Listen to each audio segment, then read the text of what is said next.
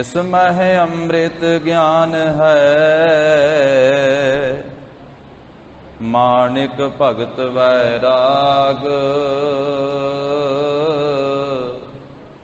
श्री गुरु ग्रंथ साहिब उदद,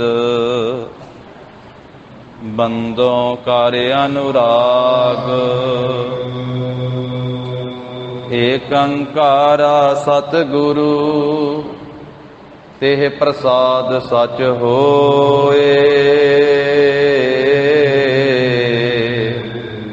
वाहिगुरु जी की फतेह,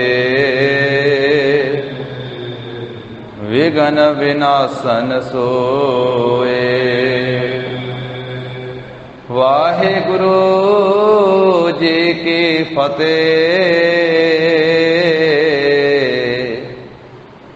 विघ्न विनाशन सोए।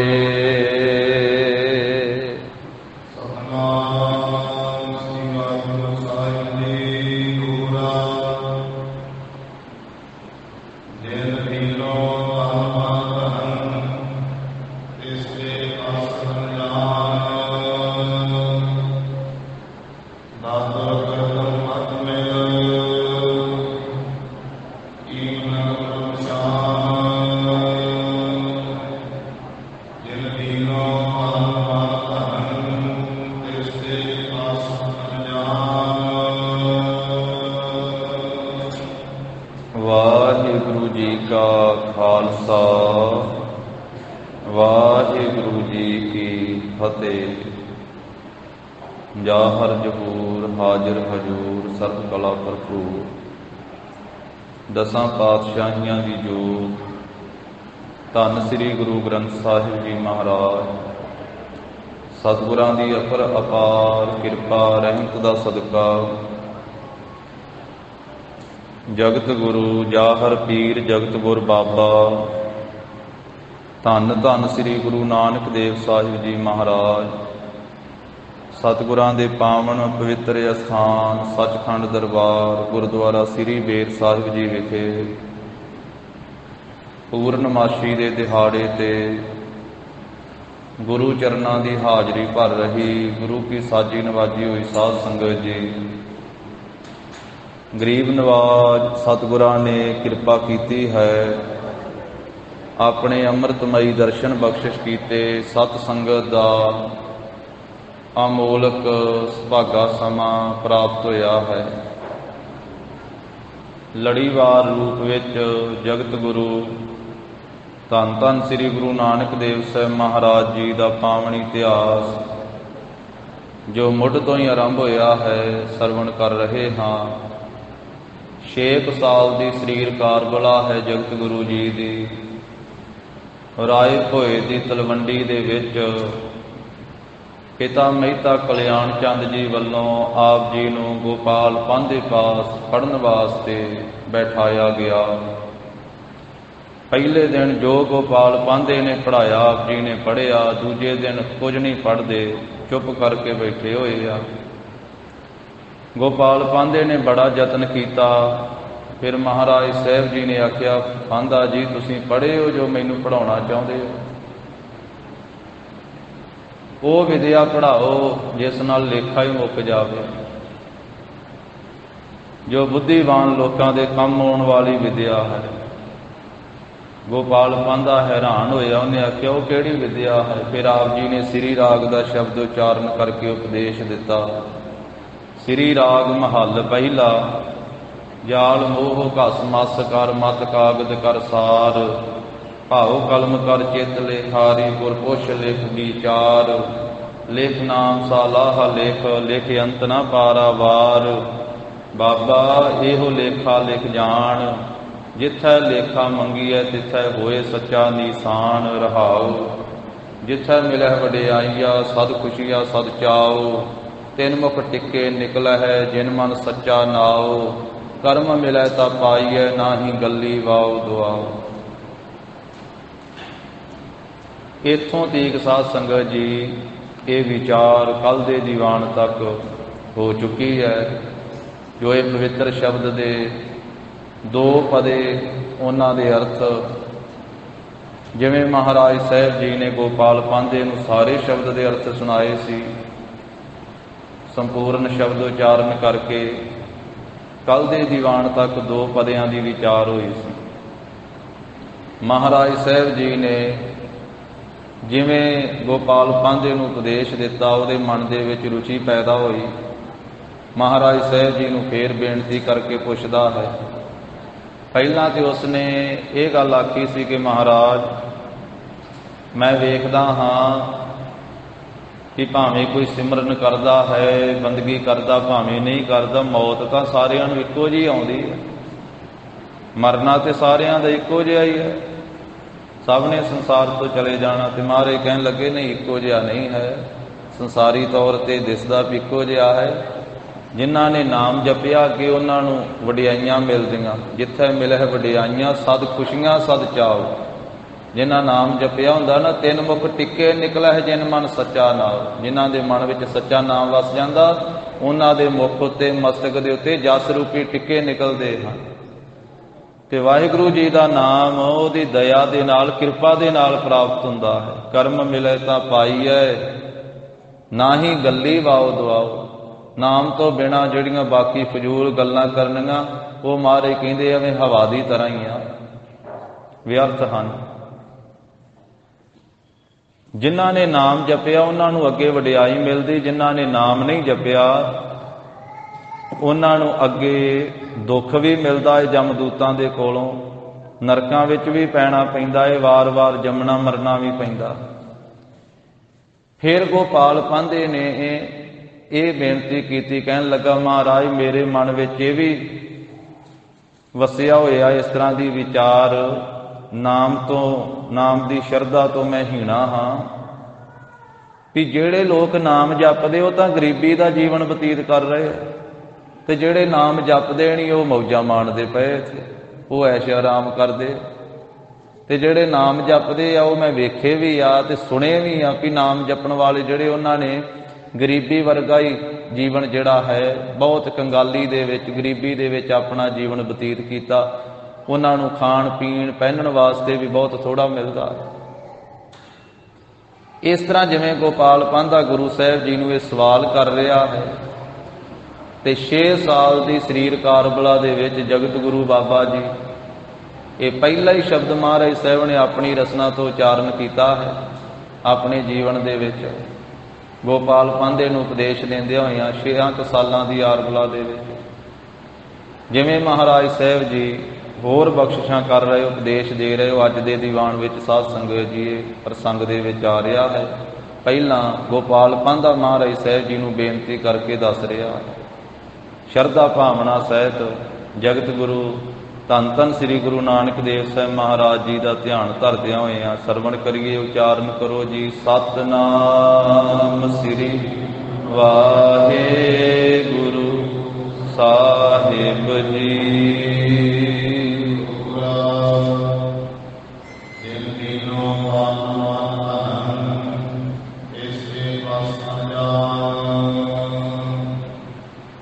ਗੋਪਾਲ ਪਾਂਧਾ ਮਹਾਰਾਜ ਸਾਹਿਬ ਜੀ ਨੂੰ ਬੇਨਤੀ ਕਰਦਾ ਹੈ ਕਿ ਮਹਾਰਾਜ, ਐਸੇ ਲੋਕ ਵੇਖੋ ਕਿੰਨੀਆਂ ਮੌਜਾਂ ਸੰਸਾਰ 'ਚ ਮਾਣਨ ਦੇ, ਐਸ਼ ਆਰਾਮ ਦੀ ਜ਼ਿੰਦਗੀ ਬਤੀਤ ਕਰਨ ਦੇ, ਉਹਨਾਂ ਨੂੰ ਚੇਤਾ ਹੀ ਨਹੀਂ ਹੈ ਕਿ ਨਾਮ ਵੀ ਜਪਣਾ ਚਾਹੀਦਾ।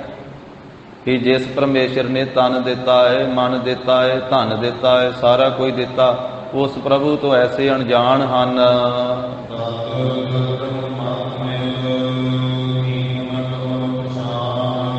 ਜਿਵੇਂ ਡੱਡੂ ਉਹ ਕਮਲ ਫੁੱਲ ਦੇ ਨੇੜੇ ਰਹਿੰਦਾ ਹੈ, ਪਰ ਕਮਲ ਫੁੱਲ ਦੀ ਸਾਰ ਕੀਮਤ ਨਹੀਂ ਪਛਾਣਦਾ। ਕਮਲ ਫੁੱਲ ਦੇ ਨੇੜੇ ਹੀ ਰਹਿੰਦਾ ਹੈ, ਪਰ ਉਹ ਪਾਣੀ ਵਿੱਚ ਰਹਿੰਦਾ ਹੋਇਆ ਕਮਲ ਫੁੱਲ ਤੋਂ ਸੁਗੰਧੀ ਨਹੀਂ ਮਾਣਦਾ ਹੈ। ਉਹ ਥੱਲਿਓਂ ਜਾਲਾ ਹੀ ਖਾਂਦਾ ਰਹਿੰਦਾ ਹੈ, ਚਿੱਕੜ ਦੇ ਵਿੱਚ ਹੀ ਫਸਿਆ ਰਹਿੰਦਾ ਹੈ।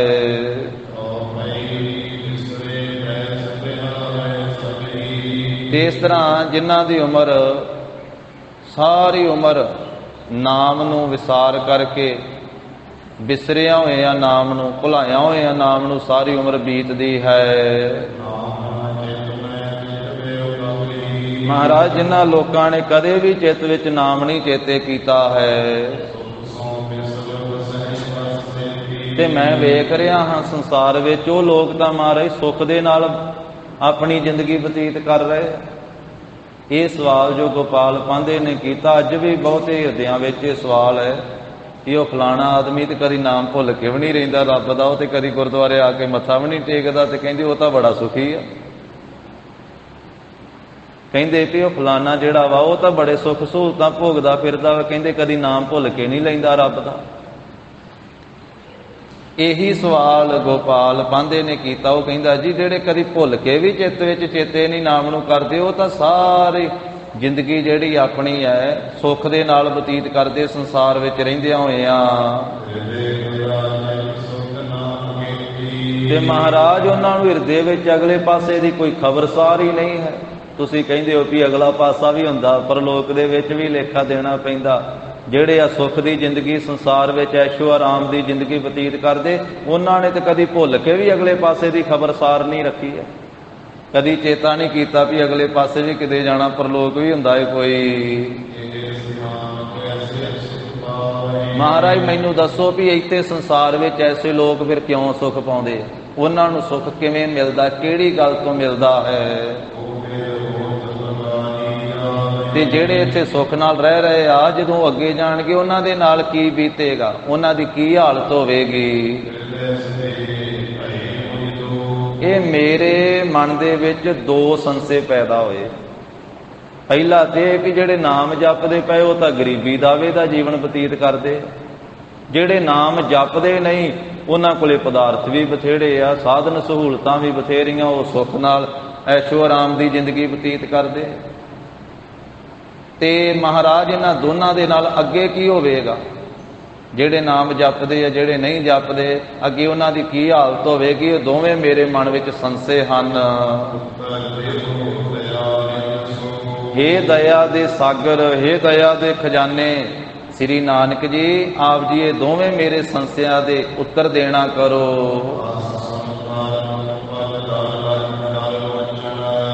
ਗੋਪਾਲ ਪਾਂਧੇ ਪੜ੍ਹਾਉਣ ਵਾਲਾ ਜਿਹੜਾ ਸੀ, ਉਹਦੇ ਇਹ ਸਵਾਲ ਸੁਣ ਕਰਕੇ, ਐਸੇ ਸਵਾਲ ਸੁਣ ਕਰਕੇ ਧੰਨ ਸ੍ਰੀ ਗੁਰੂ ਨਾਨਕ ਦੇਵ ਸਾਹਿਬ ਮਹਾਰਾਜ, ਜਿਨ੍ਹਾਂ ਦੇ ਨੇਤਰ ਉਤਪਲ ਦਲ, ਉਤਪਲ ਕਹਿੰਦੇ ਕਮਲ ਫੁੱਲ ਨੂੰ, ਕਮਲ ਫੁੱਲ ਦੇ ਦਲ ਕਹੀਏ, ਪੱਤੇ ਜਿਵੇਂ ਖਿੜੇ ਹੁੰਦੇ, ਇਸ ਤਰ੍ਹਾਂ ਦੇ ਖਿੜੇ ਹੋਏ ਨੇਤਰਾਂ ਵਾਲੇ ਜਗਤ ਗੁਰੂ ਜੀ ਆਪਣੀ ਪਵਿੱਤਰ ਰਸਨਾ ਤੋਂ ਬਚਨ ਉਚਾਰਨ ਕੀਤੇ। ਦੁੱਖਾਂ ਨੂੰ ਮੋਚਣ ਵਾਲੇ ਬਚਨ, ਦੁੱਖਾਂ ਨੂੰ ਕੱਟਣ ਵਾਲੇ ਬਚਨ, ਸੋਹਣੇ ਬਚਨ ਮਹਾਰਾਜ ਸਾਹਿਬ ਜੀ ਨੇ ਦੁੱਖ ਕੱਟਣ ਵਾਲੇ ਉਚਾਰਨ ਕੀਤੇ ਤੇ ਜਗਤ ਦੇ ਪਦਾਰਥਾਂ ਦੇ ਵੱਲੋਂ ਬੈਰਾਗ ਦੇਣ ਵਾਲੇ, ਜਗਤ ਪਦਾਰਥਾਂ ਦੇ ਮੋਹ ਨੂੰ ਤੋੜ ਕਰਕੇ ਤੇ ਨਾਮ ਦੇ ਨਾਲ ਪ੍ਰੇਮ ਪੈਦਾ ਕਰਨ ਵਾਲੇ ਬਚਨ। ਤੇ ਤ੍ਰਿਤੀਆ ਜਿਹੜਾ ਸ਼ਬਦ ਹੈ ਨਾ, ਸ਼ਬਦ ਦਾ ਪਦਾ, ਇਹ ਸ਼ਬਦ ਦਾ ਤੀਸਰਾ ਪਦਾ ਮਹਾਰਾਜ ਸਾਹਿਬ ਜੀ ਨੇ ਫਿਰ ਉਚਾਰਨ ਕੀਤਾ ਹੈ। ਇਹ ਸ੍ਰੇਸ਼ਟ ਭਾਗਾਂ ਵਾਲੇ ਗੋਪਾਲ ਪਾਂਧੇ ਦੇ ਪ੍ਰਤੀ।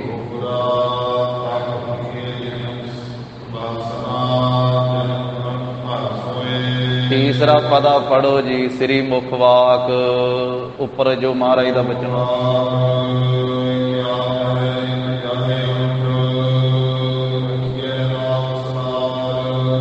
ਮਹਾਰਾਜ ਸਾਹਿਬ ਜੀ ਨੇ ਸ਼ਬਦ ਦਾ ਤੀਸਰਾ ਪਦਾ ਉਚਾਰਨ ਕੀਤਾ ਵੀ ਇੱਕ ਆਉਂਦੇ ਆ, ਇਕਣਾ ਜਿਹੜੇ ਲੋਕ ਵਾ ਜਨਮ ਲੈ ਕੇ ਆਉਂਦੇ ਸੰਸਾਰ ਵਿੱਚ, ਇੱਕ ਬਹੁਤੀ ਗਿਣਤੀ ਵਿੱਚ ਜਾਂਦੇ ਇੱਥੋਂ ਸਵਾਸ ਪੂਰੇ ਕਰਕੇ ਉੱਠ ਕੇ ਪਰਲੋਕ ਨੂੰ।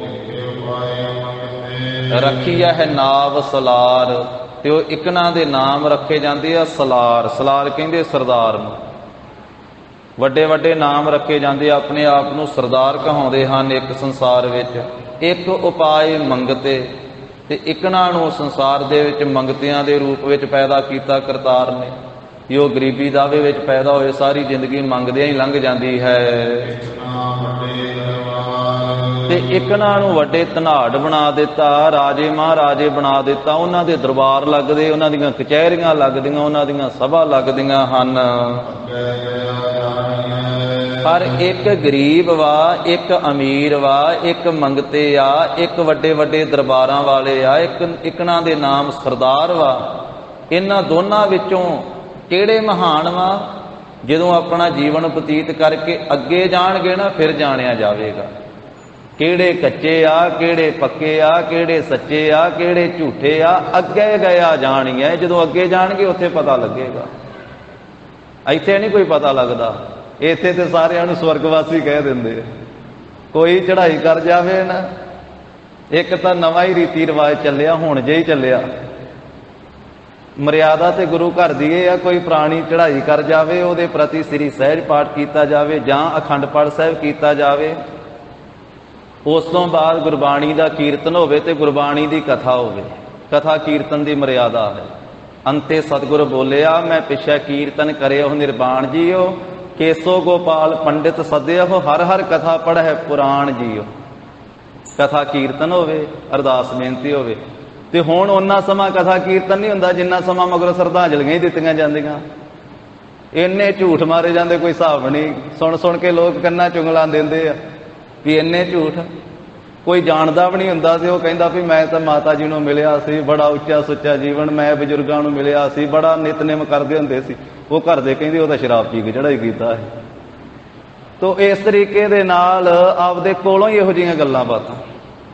ਪਰ ਜਪਜੀ ਸਾਹਿਬ ਦੇ ਵਿੱਚ ਮਹਾਰਾਜ ਸਾਹਿਬ ਜੀ ਨੇ, ਜਪਜੀ ਸਾਹਿਬ ਆਪਾਂ ਰੋਜ਼ ਅੰਮ੍ਰਿਤ ਵੇਲੇ ਨਿਤਨੇਮ ਵਿੱਚ ਪੜ੍ਹਦੇ ਹਾਂ, ਤੇ ਮਹਾਰਾਜ ਸਾਹਿਬ ਜੀ ਨੇ ਫਰਮਾਇਆ, ਕੱਚ ਪਕਾਈ ਓਥੈ ਪਾਏ, ਨਾਨਕ ਗਇਆ ਜਾਪੈ ਜਾਏ।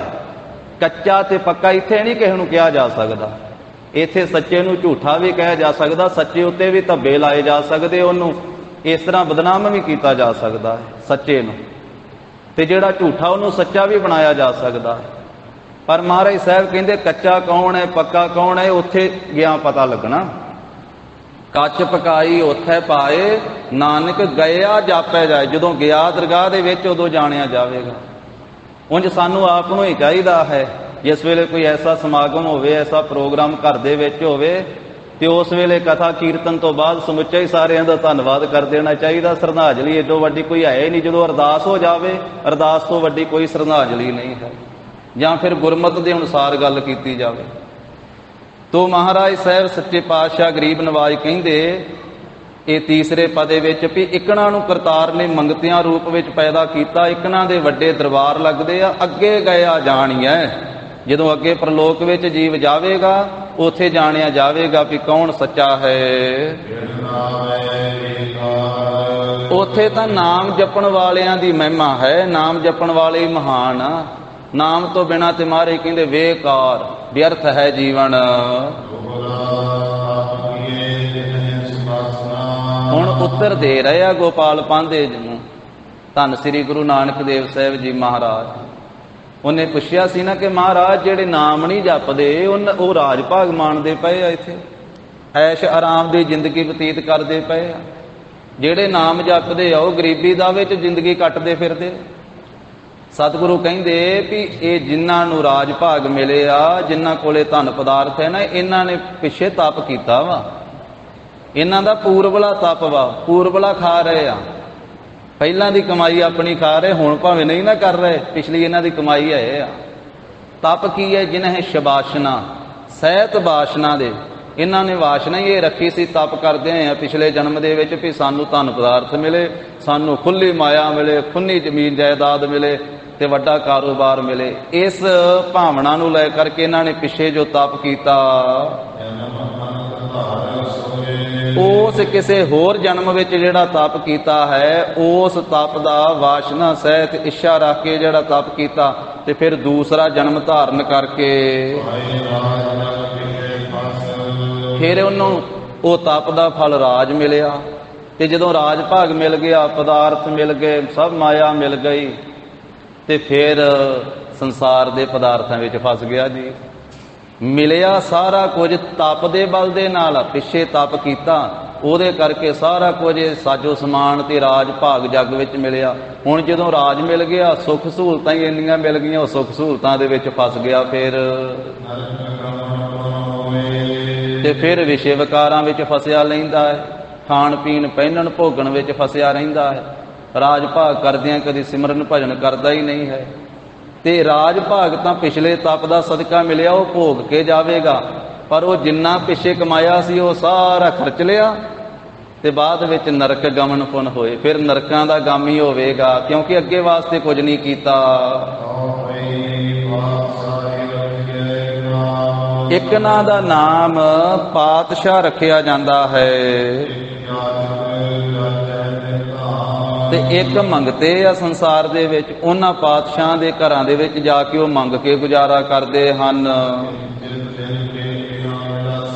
ਸਤਿਗੁਰੂ ਕਹਿੰਦੇ ਪਾਂਧਾ ਜੀ ਇਹ ਤਾਂ ਕੁਝ ਕੁ ਦਿਨਾਂ ਦੇ ਇੱਥੇ ਕੌਤਕ ਹਨ, ਸੰਸਾਰ ਦੇ ਵਿੱਚ ਇਹ ਖੇਡ ਹੈ, ਭਾਵੇਂ ਕੋਈ ਬਾਦਸ਼ਾਹ ਹੈ ਤੇ ਭਾਵੇਂ ਕੋਈ ਮੰਗਤਾ ਹੈ। ਇਹ ਜੀਵ ਮੰਦ ਮੱਤ ਵਾਲਾ ਵਿਸ਼ੇ ਵਿਕਾਰਾਂ ਵਿੱਚ ਫਸ ਗਿਆ, ਇਹਨੂੰ ਜਮਾਂ ਦਾ ਡਰ ਭੁੱਲ ਗਿਆ। ਜਦੋਂ ਅੱਗੇ ਪਰਲੋਕ ਵਿੱਚ ਜਾਵੇਗਾ ਫਿਰ ਹਿਰਦੇ ਵਿੱਚ ਜਾਣੇਗਾ। ਨੀਜ ਪਾਣ ਕਹਿੰਦੇ ਵੀ ਹੱਥ ਮਲੇਗਾ, ਫਿਰ ਆਖੇਗਾ ਓਹੋ ਮਨੁੱਖਾ ਜਨਮ ਮਿਲਿਆ ਸੀ, ਰਾਜ ਭਾਗ ਵੀ ਮਿਲਿਆ ਸੀ, ਪਦਾਰਥ ਵੀ ਇੰਨੇ ਮਿਲੇ ਸੀ, ਇੰਨਾ ਰੱਬ ਨੇ ਸੁੱਖ ਦਿੱਤਾ ਸੀ, ਤੇ ਇਸ ਸੁੱਖ ਵਿੱਚ ਮੈਂ ਨਾਮ ਨਾ ਜਪ ਸਕਿਆ। ਇੰਨੀਆਂ ਸੁੱਖ ਸਹੂਲਤਾਂ ਪਰਮੇਸ਼ਰ ਨੇ ਦਿੱਤੀਆਂ ਸੀ, ਤੇ ਇੰਨੇ ਸੁੱਖ ਸਹੂਲਤਾਂ ਦੇ ਵਿੱਚ ਮੈਂ ਬੰਦਗੀ ਨਾ ਕਰ ਸਕਿਆ ਪਰਮੇਸ਼ਰ ਦੀ, ਵੀ ਮੈਂ ਤਾਂ ਐਵੇਂ ਵਿਸ਼ੇ ਵਿਕਾਰ ਭੋਗ ਕੇ ਆਪਣਾ ਜੀਵਨ ਬਰਬਾਦ ਕਰਕੇ ਹੀ ਆ ਗਿਆ। ਅੱਗੇ ਜਾ ਕੇ ਮਹਾਰਾਜ ਕਹਿੰਦੇ ਫਿਰ ਹੱਥ ਮਲੇਗਾ ਆਪਣੇ, ਜਦੋਂ ਸਮਾਂ ਲੰਘ ਜਾਵੇਗਾ। ਮੀਜ ਪਾਣ ਕਹਿੰਦੇ ਹੱਥ ਮਲਣ ਨੂੰ, ਸਿਰ ਧੁਨ ਪਛਤਾਨੇ, ਫਿਰ ਸਿਰ ਧੁਨੇਗਾ। ਸਿਰ ਬੰਦਾ ਉਦੋਂ ਧੁਨਦਾ ਜਿਸ ਵੇਲੇ ਕੋਈ ਕਾਰਜ ਦਾ ਵਿਗੜ ਜਾਂਦਾ, ਫਿਰ ਕਹਿੰਦਾ ਓਹੋ ਕੰਮ ਖਰਾਬ ਹੋ ਗਿਆ ਸਾਰਾ। ਉਸ ਵੇਲੇ ਸਿਰ ਧੁਨ ਕਰਕੇ ਪਛਤਾਵੇਗਾ ਵੀ ਸਮਾਂ ਲੰਘ ਗਿਆ। ਜੋ ਨਾਮ ਤੇ ਭਜਨ ਕਰਨ ਦੀ ਮਹਿਮਾ ਹੈ, ਨਾਮ ਜਪਣ ਦੀ ਵਡਿਆਈ ਹੈ, ਉਦੋਂ ਚੇਤੇ ਕਰੇਗਾ ਜਦੋਂ ਜਮਦੂਤਾਂ ਨੇ ਫੜ ਲਿਆ। ਉਦੋਂ ਫਿਰ ਚੇਤੇ ਕਰੇਗਾ ਵੀ ਮੈਂ ਤਾਂ ਕਦੀ ਚੇਤੇ ਹੀ ਨਹੀਂ ਕੀਤਾ ਰੱਬ ਦੇ ਨਾਮ ਨੂੰ, ਮੈਂ ਤਾਂ ਨਿਤਾ ਪ੍ਰਤੀ ਭੁਲਾ ਹੀ ਛੱਡਿਆ। ਉਸ ਵੇਲੇ ਉਹ ਤਾੜਨਾ ਕਰਨ ਵਾਲੇ ਅਨੇਕਾਂ ਤਾੜਨਾ ਕਰਨਗੇ, ਕੁੱਟਣਗੇ, ਪੂਰਾ ਕੁੱਟ ਪਵੇਗੀ, ਫਿਰ ਮਾਰ ਪਵੇਗੀ।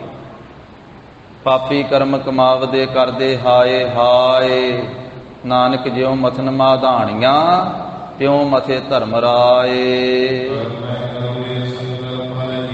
ਸਤਿਗੁਰੂ ਕਹਿੰਦੇ ਗੋਪਾਲ ਪਾਂਧਾ ਜੀ ਨਾਮ ਭੁਲਾਉਣੇ ਕਰਕੇ ਜਦੋਂ ਅੱਗੇ ਜਾਵੇਗਾ ਨਾ, ਇਹਦੇ ਗਲ ਵਿੱਚ ਗਰੂਏ ਸੰਗਲ ਪੈਣਗੇ, ਭਾਰੇ ਸੰਗਲ ਪਾ ਕੇ ਇਹਨੂੰ ਲਿਜਾਇਆ ਜਾਵੇਗਾ।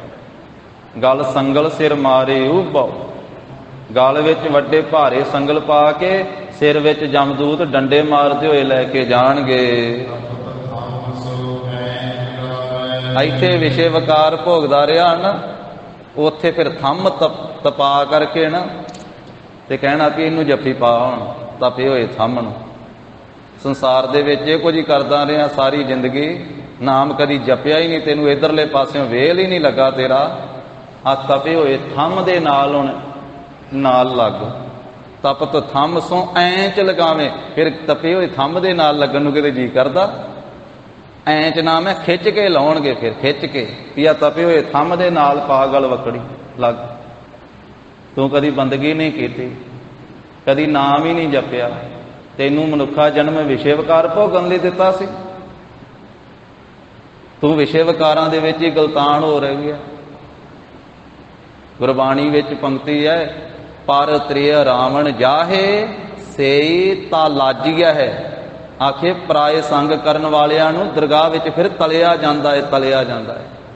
ਤਪਤ ਥੰਮ ਗਲ ਲਾਤਿਆ, ਤਪੇ ਹੋਏ ਥੰਮ ਗਲ ਨੂੰ ਲਾਏ ਜਾਂਦੇ ਹਨ।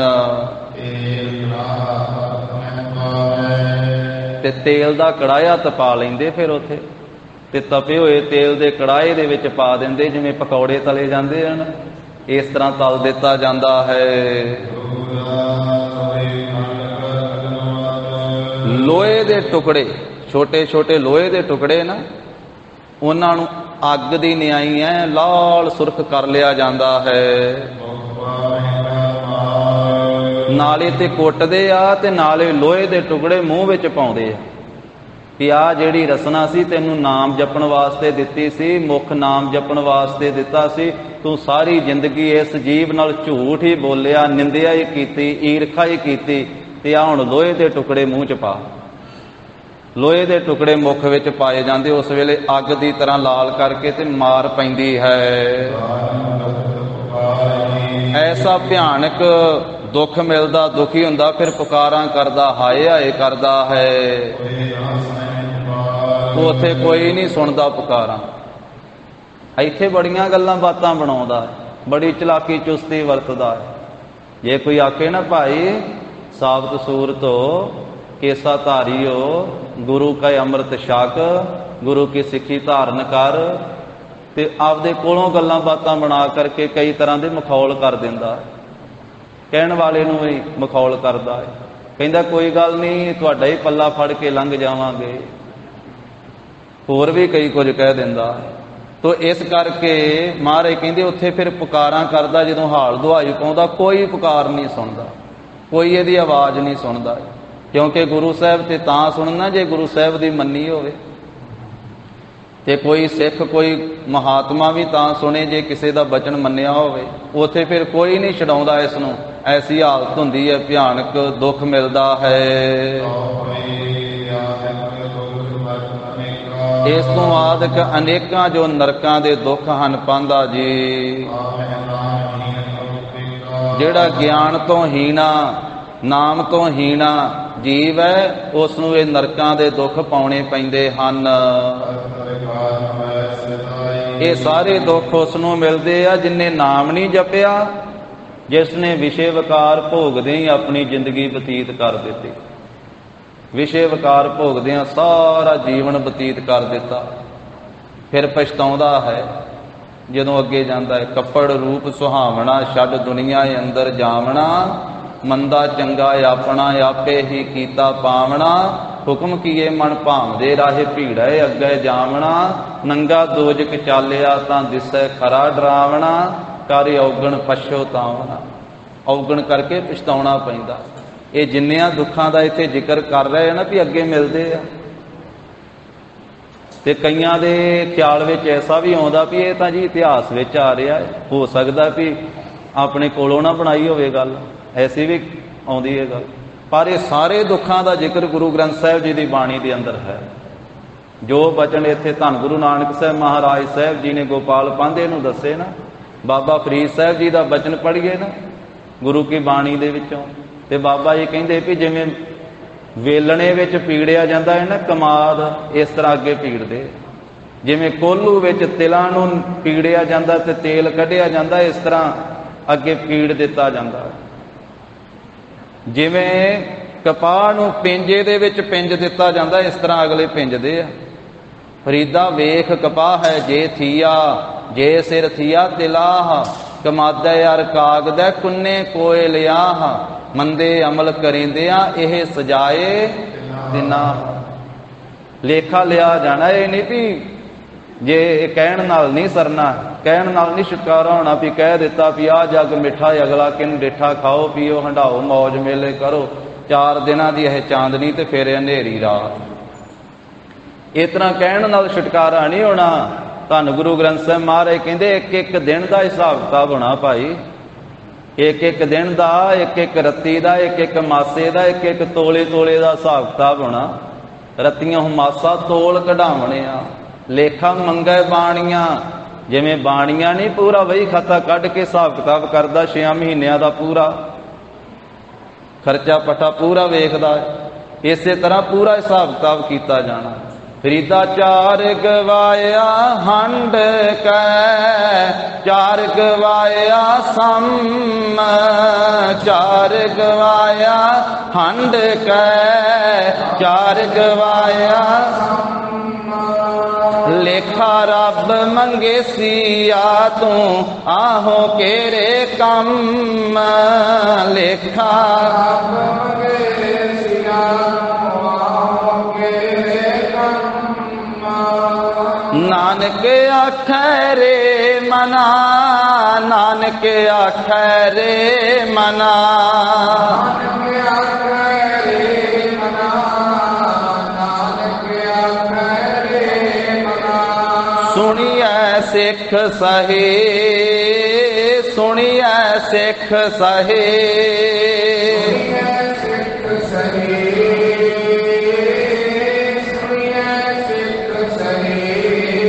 ਲੇਖਾ ਰੱਬ ਮੰਗੇ ਸੀਆ, ਰੇਖਾ ਰੱਬ ਮੰਗੇ ਸੀਆ, ਲੇਖਾ ਰੱਬ ਮੰਗੇ ਸੀਆ, ਲੇਖਾ ਰੱਬ ਮੰਗੇ ਸੀਆ। ਬੈਠਾ ਕੱਢ ਵਹੇ, ਬੈਠਾ ਕੱਢ ਵਹੇ, ਬੈਠਾ ਕੱਢ ਵਹੇ, ਬੈਠਾ ਕੱਢ ਵਹੇ। ਤਲਬਾ ਪੌਸਣ ਆਕੀਆ, ਬਾਕੀ ਜਿਨਾ ਰਹੇ, ਪੌਸਾ ਆਕੀਆ, ਬਾਕੀ ਜਿਨਾ ਰਹੇ। ਅਜਰਾਈਲ ਫਰਿਸ਼ਤਾ ਹੋਸੀ ਆਏ ਤਏ, ਅਜਰਾਈਲ ਫਰਿਸ਼ਤਾ ਹੋਸੀ ਆਏ ਤਏ। ਗੁਰਬਾਣੀ ਅੰਦਰ ਸਾਰੇ ਬਚਨ ਸਾਧ ਸੰਗਤ ਜੀ ਕਹੇ ਮਹਾਰਾਜ ਇਹ ਰੱਬ ਨੇ ਵਹੀ ਕੱਢ ਕਰਕੇ ਲੇਖਾ ਲੈਣਾ, ਇੱਕ ਇੱਕ ਦਿਨ ਦਾ, ਇੱਕ ਇੱਕ ਛਿਣ ਦਾ, ਸਾਰੀ ਜ਼ਿੰਦਗੀ ਦਾ ਹਿਸਾਬ ਕਿਤਾਬ ਹੋਣਾ ਹੈ। ਪਾਂਦਾ ਜੀ ਉਸ ਵੇਲੇ ਐਸੀ ਹਾਲਤ, ਐਸਾ ਦੁੱਖ ਨਰਕਾਂ ਦਾ ਮਿਲਦਾ ਜੀਵ ਨੂੰ, ਜਿਨ੍ਹਾਂ ਨੇ ਸਾਰੀ ਜ਼ਿੰਦਗੀ ਆਪਣੀ ਵਿਸ਼ੇ ਵਿਕਾਰਾਂ 'ਚ ਬਤੀਤ ਕਰ ਦਿੱਤੀ, ਕਦੇ ਵੀ ਨਾਮ ਸਿਮਰਨ ਦੇ ਵਿੱਚ ਲਿਵ ਨਹੀਂ ਲਾਈ। ਜਿਵੇਂ ਤਸਕਰ, ਜਿਸ ਵੇਲੇ ਚੋਰ ਨੂੰ ਡਰ ਦਿੱਤਾ ਜਾਂਦਾ ਹੈ, ਜਦੋਂ ਚੋਰ ਫੜਿਆ ਜਾਂਦਾ ਹੈ ਨਾ, ਤੇ ਉਸ ਵੇਲੇ ਫਿਰ ਉਹਨੂੰ ਕੋਈ ਛਡਾਉਂਦਾ ਨਹੀਂ, ਕਿਉਂਕਿ ਉਹਦਾ ਔਗਣ ਵੇਖ ਕਰਕੇ ਕਹਿੰਦੇ ਇਹਨੇ ਚੋਰੀ ਕੀਤੀ ਹੈ। ਤਾਈਓ ਕਹਿੰਦੇ ਨਾ ਵੀ ਚੋਰ ਜਿਹੜਾ ਹੈ ਉਹ ਚੋਰੀ ਕਰਦਾ ਜਦੋਂ ਫੜਿਆ ਜਾਵੇ, ਤੇ ਉਸ ਵੇਲੇ ਜਦੋਂ ਉਹਨੂੰ ਮਾਰ ਪੈਂਦੀ ਹੈ, ਉਸ ਵੇਲੇ ਫਿਰ ਕੋਈ ਛਡਾਉਂਦਾ ਨਹੀਂ ਹੈ। ਚੋਰ ਨੂੰ ਕਹਿੰਦੇ ਚੋਰੀ ਕਰਦਿਆਂ ਨਾ ਵੇਖੋ, ਉਹਨੂੰ ਮਾਰ ਪੈਂਦਿਆਂ ਵੇਖੋ, ਫਿਰ ਜਦੋਂ ਮਾਰ ਪੈਂਦੀ ਹੈ ਫਿਰ ਕੋਈ ਛਡਾਉਂਦਾ ਨਹੀਂ ਹੈ, ਕੋਈ ਯਤਨ ਨਹੀਂ ਕਰਦਾ ਛਡਾਉਣ ਦਾ। ਕਹਿੰਦੇ ਚੋਰੀ ਕਰਦਾ ਇਸ ਕਰਕੇ ਇਹਦਾ ਔਗਣ, ਇਹਦਾ ਗੁਨਾਹ ਹੈ। ਮਹਾਰਾਜ ਕਹਿੰਦੇ ਇਸ ਤਰ੍ਹਾਂ ਦੀ ਹਾਲਤ ਹੁੰਦੀ ਹੈ। ਇਸੇ ਤਰ੍ਹਾਂ ਇਹ ਜੀਵ ਆਤਮਾ ਜਮਦੂਤ ਦੇ ਪਾਸ ਫਿਰ ਇਕੱਲੀ ਫੜੀ ਜਾਂਦੀ ਹੈ। ਇਹ ਜੀਵ ਇਕੱਲਾ ਉੱਥੇ ਕਾਬੂ ਆਉਂਦਾ ਹੈ, ਕਿਸੇ ਨੇ ਸਹਾਇਤਾ ਨਹੀਂ ਕਰਨੀ। ਪਾਪ ਕਮਾਵਦਿਆ ਤੇਰਾ ਕੋਈ ਨਾ ਬੇਲੀ ਰਾਮ, ਨਾ ਮਾਂ ਪਿਓ ਨੇ, ਨਾ ਭੈਣ ਭਾਈਆਂ ਨੇ, ਨਾ ਧੀਆਂ ਪੁੱਤਰਾਂ ਨੇ। ਭਾਵੇਂ ਬੰਦਾ ਜਿਉਂਦਾ ਪਰਿਵਾਰ ਵਾਸਤੇ ਹੀ ਸਭ ਕੁਝ ਕਰਦਾ ਹੈ, ਪਰ ਜਦੋਂ ਲੇਖਾ ਦੇਣਾ ਪੈਣਾ ਉਦੋਂ ਕੱਲੀ ਜਿੰਦ ਨੂੰ, ਦੂਜੇ ਨੇ ਕਿਸੇ ਨੇ ਨਹੀਂ। ਮਾਇਆ ਦਾ ਹਿੱਸੇ ਸਾਰੇ ਵੰਡਾ ਲੈਣਗੇ, ਜ਼ਮੀਨ ਜਾਇਦਾਦ ਵੰਡਾ ਲੈਣਗੇ, ਪਰ ਉਸ ਵੇਲੇ ਜਦੋਂ ਮਾਰ ਪੈਣੀ ਉਦੋਂ ਕਿਸੇ ਨੇ ਨਹੀਂ ਨਾਲ ਹਿੱਸਾ ਵੰਡਾਉਣਾ। ਧੰਨ ਭਗਤ ਕਬੀਰ ਸਾਹਿਬ ਜੀ ਨੇ ਬਚਨ ਕਹੇ, ਕਹਿੰਦੇ ਬਹੁ ਪ੍ਰਪੰਚ ਕਰ ਪਰ ਧਨ ਲਿਆਵੈ, ਸੁਤ ਦਾਰਾ ਪਹਿ ਆਨ ਲੁਟਾਵੈ, ਮਨ ਮੇਰੇ ਭੂਲੇ ਕਪਟ ਨਾ ਕੀਜੈ, ਅੰਤ ਨਿਬੇੜਾ ਤੇਰੇ ਜੀ ਪਹਿ ਲੀਜੈ। ਕਹਿੰਦੇ ਬੰਦਿਆ ਅੰਤ ਨੂੰ ਨਿਬੇੜਾ ਤੇਰੀ ਜਿੰਦ ਤੋਂ ਲਿਆ ਜਾਣਾ, ਤੇਰੇ ਪਰਿਵਾਰ ਤੋਂ ਨਹੀਂ ਲਿਆ ਜਾਣਾ। ਉਦੋਂ ਇਕੱਲਾ ਜਮਦੂਤਾਂ ਦੇ ਕਾਬੂ ਆਉਂਦਾ ਹੈ। ਅਨੇਕ ਪ੍ਰਕਾਰ ਦੀ ਫਿਰ ਤਾੜਨਾ ਹੁੰਦੀ ਹੈ, ਮਾਰ ਪੈਂਦੀ ਹੈ, ਤੇ ਫਿਰ ਇਹ ਇਕੱਲਾ ਹੀ ਦੁਖੀ ਹੋਇਆ ਜਾਂਦਾ ਹੈ। ਜਿਸ ਨੂੰ ਸਾਰੀਆਂ ਸਹੂਲਤਾਂ ਮਿਲੀਆਂ ਸੀ, ਪੁੱਤਰ ਪ੍ਰਾਪਤ ਹੋਏ, ਬਣਤਾ ਆਦਿਕ, ਬਣਤਾ ਕਹਿੰਦੇ ਘਰ ਵਾਲੀ ਆਦਿਕ, ਬਾਕੀ ਸਾਰੇ ਸੰਬੰਧੀ, ਰਾਜ ਭਾਗ ਮਿਲਿਆ, ਰਾਜ ਦੇ ਸੁੱਖ ਮਿਲੇ, ਸਾਰੇ ਪਦਾਰਥ ਇਸ ਜੀਵ ਦੇ ਪਾਸ ਸੀ, ਇਹਨੇ ਸਾਰੇ ਭੋਗੇ। ਬਾਕੀ ਸੰਸਾਰੀ ਸੁੱਖਾਂ ਨੂੰ ਭੋਗਦਾ ਰਿਹਾ, ਪਰ ਨਾਮ ਨਹੀਂ ਕਦੀ ਜਪਿਆ। ਨਾਮ ਤੋਂ ਬਿਨਾਂ ਰਾਜ ਭਾਗ ਭੋਗਦਿਆਂ, ਸੁੱਖ ਸਹੂਲਤਾਂ ਭੋਗਦਿਆਂ, ਸੰਬੰਧੀਆਂ ਦੇ ਸੁੱਖ ਭੋਗਦਿਆਂ, ਨਾਮ ਤੋਂ ਬਿਨਾਂ ਉਮਰ ਬਤੀਤ ਕਰ ਦਿੱਤੀ। ਸਤਿਗੁਰੂ ਕਹਿੰਦੇ ਜਿਹੜਾ ਇਸ ਤਰ੍ਹਾਂ ਉਮਰ ਬਤੀਤ ਕਰਦਾ ਹੈ, ਜਾਣੋ ਉਹਦੇ ਤੇ ਪਰਮੇਸ਼ਰ ਦੀ ਮਿਹਰ ਨਹੀਂ ਹੈ, ਉਹਦੇ ਤੇ ਦਇਆ ਨਹੀਂ ਹੈ। ਸਹਿਸਕ੍ਰਿਤੀ ਸ਼ਲੋਕਾਂ ਵਿੱਚ ਇੱਕ ਬਚਨ ਆਉਂਦਾ ਸਾਧ ਸੰਗਤ ਜੀ, ਪੰਜਵੇਂ ਪਾਤਸ਼ਾਹ ਜੀ ਦਾ। ਪੁੱਛਿਆ ਸੀ ਹਰੀ ਲਾਲ ਕ੍ਰਿਸ਼ਨ ਲਾਲ ਨੇ ਪੰਜਵੇਂ ਪਾਤਸ਼ਾਹ ਤੋਂ ਕਿ ਮਹਾਰਾਜ ਸੰਸਾਰ ਵਿੱਚ ਸਭ ਤੋਂ ਦੁਰਲੱਭ ਕੀ ਚੀਜ਼ ਹੈ? ਕੋਈ ਰੂਪ ਨੂੰ ਦੁਰਲੱਭ ਕਹਿੰਦਾ ਹੈ, ਕੋਈ ਵਸਤਰਾਂ ਨੂੰ ਦੁਰਲੱਭ ਕਹਿੰਦਾ ਹੈ, ਕੋਈ ਪਦਾਰਥਾਂ ਨੂੰ ਦੁਰਲੱਭ ਕਹਿੰਦਾ ਹੈ, ਕੋਈ ਪਰਿਵਾਰ ਨੂੰ ਦੁਰਲੱਭ ਕਹਿੰਦਾ ਹੈ, ਕੋਈ ਧੀਆਂ ਪੁੱਤਰਾਂ ਨੂੰ ਦੁਰਲੱਭ ਕਹਿੰਦਾ ਹੈ। ਤੁਸੀਂ ਦੱਸੋ ਸਭ ਤੋਂ ਦੁਰਲੱਭ ਕੀ ਹੈ? ਤੇ ਮਹਾਰਾਜ ਸਾਹਿਬ ਜੀ ਕਹਿੰਦੇ ਵੀ ਭਾਈ ਬਾਕੀ ਵੀ ਸਾਰੇ ਆਪੋ ਆਪਣੇ ਥਾਂ ਤੇ ठीक आ, पर दुर्लभ नहीं। दुर्लभ सब तो नाम है परमेश्वर का। संसार विच किसी कोले बहुती माया होवे ते लोग कहिंदे भागां वाला, परिवार होवे धीआं पुत्तर होण कहिंदे भागां वाला, पर गुरु साहब जी कहिंदे भागां वाला असल विच ओह है जिहड़ा नाम नाल जुड़िया होया। दुर्लभं एक भगवान नाम है, नानक लभदे साध संग कृपा प्रभं। दुर्लभ एक नाम है प्रभु का, ते लभदा साध संगत विचों है, ते मिलदा उदों है जदों प्रभु की कृपा होवे। प्रभु की कृपा नाल नाम मिलदा। इस करके जिहदे ते प्रभु की मया नहीं होई है, ते बिन मया मया ना प्रभ की तास, जो नाम तो बिना जानो कि उहदे उत्ते परमेश्वर की मेहर नहीं है। जदों इन्ने बचन सुने ना गोपाल पांधे ने अपने कन्नां विच गुरु जी दे पासों, ते बेअंती उहदे अंदर फिर होर उत्साह पैदा होया, होर चौंप जिहड़ी अंदर चमकी, अंदर खिच पई भी महाराज तो होर बचन सुनिया जावे। जानो कि गुरु साहब जी दे जो बचन है अंकस कुंडे की तरह है। गोपाल पांधे दा मन एक हाथी की तरह सी, ते महाराज दे बचना रूपी अंकुश दे ये अनुसारी हो गया। गोपाल पांधे दा मन जिवें कहिंदे भी अंकुश कुंडे दे नाल हाथी काबू आउंदा है।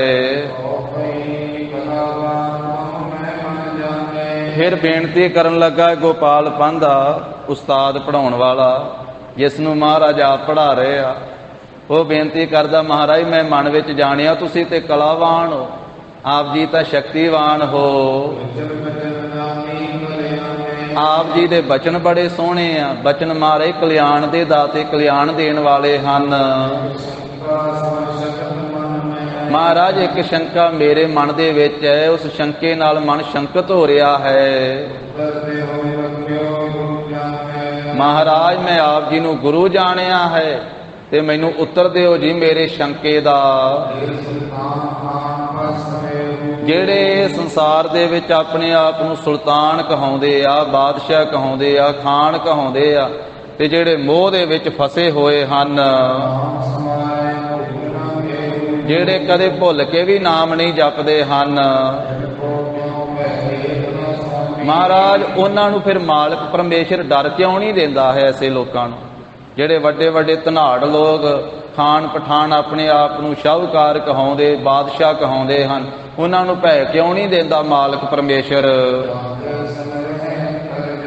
ਵੀ ਜਿਸ ਕਰਕੇ ਉਹ ਅੰਤਰਜਾਮੀ ਪਰਮੇਸ਼ਰ ਦਾ ਸਿਮਰਨ ਕਰਨ। ਤੇ ਐਸੇ ਲੋਕ ਜਿਹੜੇ ਆ ਉਹ ਡਰ ਤੋਂ ਰਹਿਤ ਹੋ ਕੇ, ਨਿਰਭੈ ਹੋ ਕੇ ਵਿਸ਼ੇ ਵਿਕਾਰਾਂ ਵਿੱਚ ਲੱਗੇ ਰਹਿੰਦੇ ਹਨ। ਜਿਹੜੇ ਭਜਨ ਵੱਲੋਂ ਭੁੱਲੇ ਹੀ ਹੋਏ ਆ, ਥੋੜਾ ਜਿੰਨਾ ਵੀ ਸਿਮਰਨ ਭਜਨ ਕਰਨਾ ਨਹੀਂ ਜਾਣਦੇ, ਜਿਨ੍ਹਾਂ ਦੇ ਮਨ ਦੀ ਪ੍ਰੀਤ ਸਰੀਰ ਦੇ ਵਿੱਚ ਤੇ ਧਨ ਵਿੱਚ ਹੀ ਹੁੰਦੀ ਅੱਤ ਕਰਕੇ, ਜਿਹੜੇ ਆਪਣੇ ਤਨ ਦੀ ਪ੍ਰੀਤ ਨੂੰ, ਧਨ ਦੀ ਪ੍ਰੀਤ ਨੂੰ ਛੱਡ ਨਹੀਂ ਸਕਦੇ, ਉਹਨਾਂ ਦੇ ਚਿੱਤ ਵਿੱਚ ਦ੍ਰਿੜ ਪ੍ਰਤੀਤ ਬਣੀ ਹੁੰਦੀ, ਧਨ ਦੇ ਉੱਤੇ ਉਹਨਾਂ ਦਾ ਭਰੋਸਾ ਹੁੰਦਾ, ਸਰੀਰ ਦੇ ਉੱਤੇ ਹੀ ਉਹਨਾਂ ਦਾ ਭਰੋਸਾ ਹੁੰਦਾ ਹੈ। ਇਹ ਸੰਸਾਰ ਦੇ ਵਿੱਚ ਉਹ ਸਦਾ ਰਹਿਣਾ ਆਪਣੇ ਆਪ ਨੂੰ ਸਮਝਦੇ ਹਨ ਕਿ ਅਸੀਂ ਥਿਰਤਾ ਹੈ, ਸਾਡੀ ਇੱਥੇ ਸਦੀਵੀ ਹੈ, ਤੇ ਉਹ ਇਸ ਤਰ੍ਹਾਂ ਸੰਸਾਰ ਨੂੰ ਸਦਾ ਰਹਿਣ ਵਾਲਾ ਜਾਣ ਕਰਕੇ ਤੇ ਬਹੁਤੀ ਮਾਇਆ ਇਕੱਠੀ ਕਰਨ ਦੇ ਵਿੱਚ ਆਪਣੇ ਚਿੱਤ ਨੂੰ ਦਿੰਦੇ ਹਨ। ਗੋਪਾਲ ਪਾਂਧੇ ਤੋਂ ਇਹ ਬੇਨਤੀ ਸੁਣ ਕੇ, ਸਵਾਲ ਸੁਣ ਕੇ ਮਹਾਰਾਜ ਨੇ ਮੁਖਾਰ ਬਿੰਦ ਤੋਂ ਉਚਾਰਨ ਕੀਤਾ, ਜੋ ਗਰੀਬਾਂ ਦੇ ਮਾਲਕ ਧੰਨ ਸ੍ਰੀ ਗੁਰੂ ਨਾਨਕ ਦੇਵ ਸਾਹਿਬ ਮਹਾਰਾਜ ਹਨ, ਚੌਥਾ ਪਦਾ ਉਚਾਰਿਆ ਹੈ ਅਖੀਰਲਾ। ਸੁਭਾਏਮਾਨ ਮੁਖ ਦਾ ਬਚਨ ਹੈ ਮਹਾਰਾਜ ਜਗਤ ਗੁਰੂ ਜੀ ਦਾ। ਮਹਾਰਾਜ ਕਹਿੰਦੇ ਸਾਨੂੰ ਤੇ ਹੈ ਪ੍ਰਭੂ ਤੇਰਾ ਭੈ ਹੈ, ਅਗਲਾ ਬਹੁਤਾ ਡਰ ਹੈ ਸਾਡੇ ਮਨ ਵਿੱਚ, ਤਨ ਵਿੱਚ। ਸੰਸਾਰ ਦੇ ਜੀਵਾਂ ਦੀ ਜਿਹੜੀ ਦੇਹ ਹੈ ਵਿਸ਼ੇ ਵਿਕਾਰਾਂ ਵਿੱਚ ਖਪ ਖਪ ਕੇ ਛਿੱਜਦੀ ਜਾ ਰਹੀ, ਕਮਜ਼ੋਰ ਹੋ ਰਹੀ ਹੈ। ਜਿਨ੍ਹਾਂ ਨੇ ਆਪਣੇ ਨਾਮ ਰਖਾਏ ਸੀ ਸੁਲਤਾਨ, ਖਾਨ ਆਦਿਕ, ਬਾਦਸ਼ਾਹ ਤੇ ਖਾਨ ਪਠਾਨ ਜਿਨ੍ਹਾਂ ਨੂੰ ਕਿਹਾ ਜਾਂਦਾ ਸੀ, ਅਸੀਂ ਤੇ ਉਹਨਾਂ ਨੂੰ ਖੇ ਹੁੰਦੇ ਵਿਖਿਆ ਹੈ। ਕਿੰਨੇ ਕਿੰਨੇ ਬਾਦਸ਼ਾਹ ਖੇ ਹੋ ਗਏ, ਕਿੰਨੇ ਖਾਨ ਪਠਾਨ ਖੇ ਹੋ ਗਏ, ਮਿੱਟੀ ਵਿੱਚ ਮਿਲ ਗਏ ਅੰਤ ਨੂੰ ਸਵਾਸ ਪੂਰੇ ਹੋਣ ਤੋਂ। ਮਹਾਰਾਜ ਕਹਿੰਦੇ ਜੀਵ ਜਦੋਂ ਸਵਾਸ ਪੂਰੇ ਹੋ ਗਏ, ਮੋਹਲਤ ਪੁੱਗ ਗਈ, ਲੋਕ ਤੋਂ ਪਰਲੋਕ ਨੂੰ ਉੱਠ ਕੇ ਤੁਰ ਪਿਆ। ਜਿੰਨੇ ਮੋਹ ਪਾਏ ਹੋਏ ਸੀ ਨਾ ਪਦਾਰਥਾਂ ਵਿੱਚ, ਮਾਇਆ ਵਿੱਚ, ਸੰਬੰਧੀਆਂ ਵਿੱਚ, ਸਾਰੇ ਝੂਠੇ ਮੋਹ ਟੁੱਟ ਗਏ ਉਦੋਂ ਜਦੋਂ ਚੱਲਿਆ ਪ੍ਰਲੋਕ ਨੂੰ। ਮਹਾਰਾਜ ਕਹਿੰਦੇ ਗੋਪਾਲ ਪਾਂਧਾ ਜੀ, ਇਨਸਾਨ ਵਿਸ਼ੇ ਵਿਕਾਰਾਂ ਵਿੱਚ ਗਲਤਾਨ ਹੀ ਇੰਨਾ ਹੈ, ਮੋਹ ਮਾਇਆ ਦੇ ਵਿੱਚ ਫਸਿਆ ਹੀ ਇੰਨਾ ਹੈ। ਪਰਮੇਸ਼ਰ ਤਾਂ ਇਹਨੂੰ ਇਸ਼ਾਰੇ ਦੇ ਰਿਹਾ ਸਮਝਣ ਵਾਸਤੇ, ਕਿਉਂਕਿ ਗੋਪਾਲ ਪਾਂਧੇ ਨੇ ਆਖਿਆ ਵੀ ਮਹਾਰਾਜ ਪਰਮੇਸ਼ਰ ਵਾਹਿਗੁਰੂ ਜਿਹੜੇ ਜੀਵ ਪ੍ਰਭੂ ਨੂੰ ਭੁਲਾ ਕੇ ਵਿਕਾਰਾਂ ਵਿੱਚ ਖਚਤ ਵਾ, ਪਦਾਰਥਾਂ ਵਿੱਚ ਖਚਤ ਵਾ, ਉਹਨਾਂ ਨੂੰ ਕੋਈ ਭੈ ਕਿਉਂ ਨਹੀਂ ਦਿੰਦਾ, ਡਰ ਕਿਉਂ ਨਹੀਂ ਦਿੰਦਾ, ਉਹ ਸਮਝਦੇ ਕਿਉਂ ਨਹੀਂ? ਮਹਾਰਾਜ ਕਹਿੰਦੇ ਪਰਮੇਸ਼ਰ ਤਾਂ ਰੋਜ਼ ਭੈ ਦੇ ਰਿਹਾ ਹੈ। ਨਿਸ ਜਿਹੜੀ ਰਾਤ ਹੈ ਉਹ ਵੀ ਡਰਾ ਰਹੀ ਹੈ, ਰੋਜ਼ ਭੈ ਦੇ ਰਹੀ ਹੈ। ਬਾਸੁਰ ਦਿਨ ਵੀ ਇਹਨੂੰ ਸਰਸ ਕਹੀਏ ਬਹੁਤਾ ਜਿਹੜਾ ਹੈ ਉਹ ਡਰਾ ਰਿਹਾ। ਡਰਾ ਤੋਂ ਭਾਵ ਇਹ ਹੈ ਵੀ ਸਮਝਾ ਰਿਹਾ ਹੈ। ਡਰ ਸਾਧ ਸੰਗਤ ਜੀ ਇਹ ਸਮਝਾਉਣ ਵਾਲੇ ਡਰ ਦੀ ਗੱਲ ਹੈ। ਡਰ ਤਾਂ ਮਾਤਾ ਪਿਤਾ ਵੀ ਬੱਚੇ ਨੂੰ ਦਿੰਦੇ ਹੀ ਆ ਨਾ, ਪਰ ਉਹ ਡਰ ਜਿਹੜਾ ਹੁੰਦਾ ਉਹ ਬੱਚੇ ਨੂੰ ਸੁਧਾਰਨ ਵਾਸਤੇ ਹੁੰਦਾ, ਵਿਗਾੜਨ ਵਾਸਤੇ ਨਹੀਂ ਹੁੰਦਾ। ਡਰ ਤਾਂ ਟੀਚਰ ਵੀ ਆਪਣੇ ਵਿਦਿਆਰਥੀ ਨੂੰ ਦਿੰਦਾ ਹੈ, ਉਸਤਾਦ ਵੀ ਆਪਣੇ ਸ਼ਾਗਿਰਦ ਨੂੰ ਦਿੰਦਾ ਹੈ, ਪਰ ਉਹ ਡਰ ਜਿਹੜਾ ਵਾ ਉਸ ਡਰ ਵਿੱਚ ਬੱਚੇ ਦਾ ਜੀਵਨ ਘੜਿਆ ਜਾਂਦਾ ਹੈ। ਪਰਮੇਸ਼ਰ ਵਾਹਿਗੁਰੂ ਵੀ ਡਰ ਦੇ ਰਿਹਾ ਵਾ, ਸਾਰੇ ਜੀਵਾਂ ਨੂੰ ਭੈ ਦੇ ਰਿਹਾ ਹੈ ਕਿ ਇਸ ਡਰ ਦੇ ਵਿੱਚ ਜਿਉਂ ਕਰਕੇ ਜੀਵਾਂ ਦੀ ਜ਼ਿੰਦਗੀ ਸੁਧਰ ਜਾਵੇ। ਮਹਾਰਾਜ ਕਹਿੰਦੇ ਰਾਤ ਵੀ ਭੈ ਦਿੰਦੀ ਹੈ, ਦਿਨ ਵੀ ਭੈ ਦਿੰਦਾ ਹੈ। ਰਾਤ ਤੇ ਦਿਨ ਤੋਂ ਭਾਵ ਕੀ ਹੈ ਵੀ ਰਾਤ ਰੋਜ਼ ਦਿਨ ਚੜ੍ਹਦਾ ਹੈ ਤੇ ਸ਼ਾਮਾਂ ਪੈਂਦੀਆਂ, ਰੋਜ਼ ਸੂਰਜ ਚੜ੍ਹਦਾ ਹੈ ਤੇ ਫਿਰ ਸ਼ਾਮਾਂ ਦਾ ਵੇਲਾ ਹੁੰਦਾ ਹੈ, ਸੂਰਜ ਅਸਤ ਹੋ ਜਾਂਦਾ ਹੈ, ਰਾਤ ਆਉਂਦੀ ਰੋਜ਼। ਇਹ ਦੱਸ ਰਹੇ ਆ ਵੀ ਇਹ ਦਿਨ ਹੀ ਨਹੀਂ ਛਿਪ ਰਿਹਾ, ਇੱਕ ਦਿਨ ਬੰਦਿਆ ਤੇਰੀ ਜ਼ਿੰਦਗੀ ਵੀ ਛਿਪ ਜਾਣੀ ਹੈ। ਸਿਰਫ ਇੱਕ ਦਿਨ ਹੀ ਨਹੀਂ ਲੰਘਿਆ ਤੇਰੇ ਇਹ ਜ਼ਿੰਦਗੀ ਦੇ ਵਿੱਚੋਂ, ਤੇਰੀ ਉਮਰ ਦੇ ਵਿੱਚੋਂ, ਇਹ ਇੱਕ ਇੱਕ ਦਿਨ ਕਰਕੇ ਤੇਰੀ ਜ਼ਿੰਦਗੀ ਘਟਦੀ ਜਾ ਰਹੀ, ਤੇਰੀ ਉਮਰ ਘਟਦੀ ਜਾ ਰਹੀ। ਦਿਨ ਤੇ ਪਹਿਰ, ਪਹਿਰ ਤੇ ਘਰੀਆਂ, ਆਵ ਘਟੈ ਤਨ ਸੀਜੈ, ਕਾਲ ਅਹੇਰੀ ਫਿਰੈ ਬਦਕ ਜਿਉ, ਕਹੋ ਕਵਣ ਬਿਦ ਕੀਜੈ, ਸੋ ਦਿਨ ਆਵਣ ਲਾਗਾ। ਇਹ ਇੱਕ ਦਿਨ ਹੀ ਨਹੀਂ ਘਟਿਆ, ਇੱਕ ਰਾਤ ਹੀ ਨਹੀਂ ਲੰਘੀ ਵੀ ਰਾਤ ਲੰਘ ਗਈ ਹੈ। ਇਹ ਤੇਰੀ ਜ਼ਿੰਦਗੀ ਦਾ ਦਿਨ ਤੇ ਰਾਤ ਲੰਘ ਗਿਆ, ਇੰਨਾ ਸਮਾਂ ਘਟ ਗਿਆ ਜਿੰਨਾ ਤੈਨੂੰ ਮਿਲਿਆ ਸੀ। ਤੇ ਉਹ ਜਿਹੜਾ ਦਿਨ ਹੈ ਅੰਤਲਾ ਦਿਨ, ਉਹ ਨੇੜੇ ਆਉਣ ਵਿੱਚ ਲੱਗਾ ਹੋਇਆ, ਤੁਰਿਆ ਆ ਰਿਹਾ। ਸੋ ਦਿਨ ਆਵਣ ਲਾਗਾ, ਮਾਤ ਪਿਤਾ ਭਾਈ ਸੁਤ ਬਣਤਾ, ਕਹੋ ਕੋਉ ਹੈ ਕਾ ਕਾ। ਜਦੋਂ ਕਿਸੇ ਨੇ ਕਿਸੇ ਦਾ ਨਹੀਂ ਬਣਨਾ। ਇਸ ਕਰਕੇ ਮਹਾਰਾਜ ਕਹਿੰਦੇ ਪਾਂਧਾ ਜੀ ਨਿਸ ਬਾਸਰ ਇਸ ਸਰਸ ਡਰਾਇਓ। ਰਾਤ ਦਿਨ ਇਸ ਨੂੰ ਸਮਝਾ ਰਹੇ ਆ ਕਿ ਇੱਕ ਦਿਨ ਤੇਰੀ ਜ਼ਿੰਦਗੀ ਦਾ ਆਖਰੀ ਦਿਨ ਆ ਜਾਣਾ, ਇੱਕ ਦਿਨ ਰਾਤ ਉਹ ਤੇਰੀ ਜ਼ਿੰਦਗੀ ਦੀ ਆਖਰੀ ਰਾਤ ਹੋਵੇਗੀ।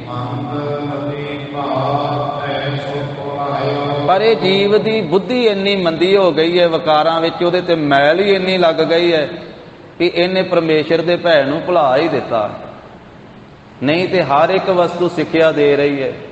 ਗੁਰਬਾਣੀ ਵਿੱਚ ਜਿੰਨੀ ਸਿੱਖਿਆ ਦਿੱਤੀ ਆ, ਸੰਸਾਰ ਦੇ ਵਿੱਚੋਂ ਹੀ ਮਹਾਰਾਜ ਸਾਹਿਬ ਜੀ ਨੇ ਸਿੱਖਿਆ ਦਿੱਤੀ।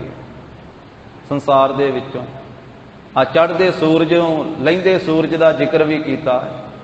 ਜਿਵੇਂ ਬੁੱਲੇ ਸ਼ਾਹ ਦਾ ਬਚਨ ਵੀ ਹੈ, ਉਹ ਕਹਿੰਦਾ ਚੜ੍ਹਦੇ ਸੂਰਜ ਡੁੱਬਦੇ ਵੇਖੇ। ਵੀ ਸੂਰਜ ਇਕੱਲੇ ਚੜ੍ਹਦੇ ਹੀ ਨਹੀਂ ਗੇ, ਚੜ੍ਹਦੇ ਹੀ ਨਾ ਵੇਖਿਆ ਕਰੋ, ਕਹਿੰਦੇ ਡੁੱਬਦੇ ਵੀ ਵੇਖਿਆ ਕਰੋ। ਡੁੱਬਦੇ ਵੀ ਆ ਚੜ੍ਹਦੇ ਸੂਰਜ। ਚੜ੍ਹਦੇ ਸੂਰਜ ਡੁੱਬਦੇ ਵੇਖੇ, ਬਲਦੇ ਦੀਵੇ ਬੁਝਦੇ ਵੇਖੇ। ਲੋਕੀ ਕਹਿੰਦੇ ਦਾਲ ਨਹੀਂ ਗਲਦੀ, ਮੈਂ ਤੇ ਪੱਥਰ ਗਲਦੇ ਵੇਖੇ। ਉਹ ਕਹਿੰਦਾ ਲੋਕੀ ਕਹਿੰਦੇ ਦਾਲ ਨਹੀਂ ਗਲਦੀ, ਕਹਿੰਦਾ ਕਿਉਂ ਨਹੀਂ ਗਲਦੀ? ਕਹਿੰਦਾ ਮੈਂ ਤਾਂ ਪੱਥਰ ਵੀ ਗਲਦੇ ਵੇਖੇ। ਆ ਪਰਮੇਸ਼ਰ ਦੇ ਹੁਕਮ ਦੇ ਵਿੱਚ ਸੂਰਜ ਚੜ੍ਹਿਆ ਤੇ ਡੁੱਬਦਾ ਵੀ ਆ, ਦੀਵਾ ਬਲਿਆ ਤੇ ਬੁਝਦਾ ਵੀ ਆ। ਆ ਸਾਡਾ ਸਰੀਰ ਦਾ ਵੀ ਇੱਕ ਦੀਵਾ ਹੀ ਹੈ ਨਾ, ਸਵਾਸਾਂ ਦਾ ਇਹਦੇ 'ਚ ਤੇਲ ਹੈ। ਜਿੱਦਣ ਸਵਾਸਾਂ ਦਾ ਤੇਲ ਖਤਮ ਹੋ ਗਿਆ, ਸਰੀਰ ਰੂਪੀ ਦੀਵਾ ਜਿਹੜਾ ਹੈ ਇਹਨੇ ਬੁਝ ਜਾਣਾ ਹੈ। महाराज कहते भी भै तो रोज दे रहा है परमेश्वर, पर जीव मंद मती हो गया, इन्हें परमेश्वर के डर नूं भुला ही दिता है। छिन छिन करके उम्र इहदी बीतती जा रही है। छिन छिन यौत बिहात है, फूटे घट ज्यों पानी। ते दिन दिन करके इहदी देह दी दशा जिहड़ी वो बदलती जा रही है, पलटती जा रही है। बचपन विच होर तरह दा सी, किशोर अवस्था विच होर तरह दा सी, चढ़दी जवानी विच होर तरह दा सी, ढलदी जवानी च होर तरह दा सी, बिरध अवस्था विच होर ही तरह दा शरीर की हालत हो गई है। हर रोज तो शरीर की जिहड़ी दशा है वो बदलती जा रही, ते जना ही रही है कि जो ये बदलाव आ रहा है ये खत्म होने वाले पासे लेके जा रहा है। पर विषय विकारां विच इन्ना गलतान होया, खपिया होया, बहुता ही मोह करदा विकारां दा। अंत दा समा जदों आ जावेगा, इहदी देह नाश हो जावेगी। हे पांधा जी, भावें जीवां दे नाम खान कहाए जांदे, भावें सुल्तान कहा जांदा है, पर संसार विच वेखीए ना इत्थे बादशाह रहिंदे, ना खान पठान रहिंदे, सारे खेह विच मिलदे देखीदे हन। ये झूठा ही नेह है, झूठा ही मोह है शरीर दा ते धन दा। जदों स्वास पूरे हो गए तो सब कुछ छड्ड के तुर पिया, इहदा वस कोई नहीं चलदा। ना शरीर नूं नाल लैके गया, ना धन दौलत नूं नाल लैके गया। ये धन दौलत नाल नहीं अगे जांदे। जिन्हां दे वास्ते अपनी बाजी हार दित्ती, माया दे वास्ते तां ओवर टाइम भी ला लैंदा है, वध भी ला लैंदा है, डबल ड्यूटी भी ला लैंदा है माया वास्ते। महाराज कहंदे धन वास्ते जिहदे वास्ते ने बाजी हार दित्ती, पर सिमरन वास्ते समा लाउंदा ही नहीं। फिर कहंदा अपने को समा है ही नहीं जी। फिर अंग्रेजी जी मार देंदा, कहंदा बीजी बहुत हाँ जी, समा ही नहीं हैगा। बहुत कहंदा रुझिया होया वा, समा नहीं है। महाराज कहंदे जिहदे वास्ते ने बाजी हार दित्ती, अंत नूं वो धन दौलत दे नाल नहीं जांदी।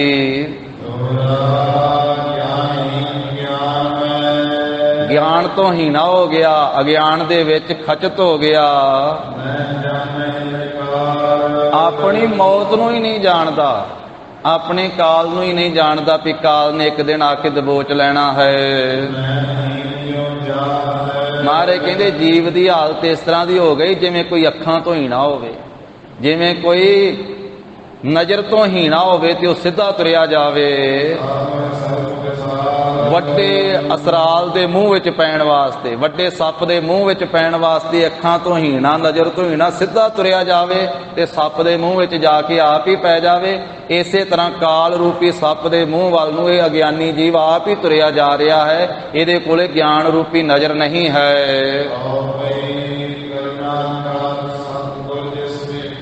जिस उत्ते वाहिगुरू जी कृपा करन, उन्होंने फिर सतगुरु जी का मिलाप हुंदा।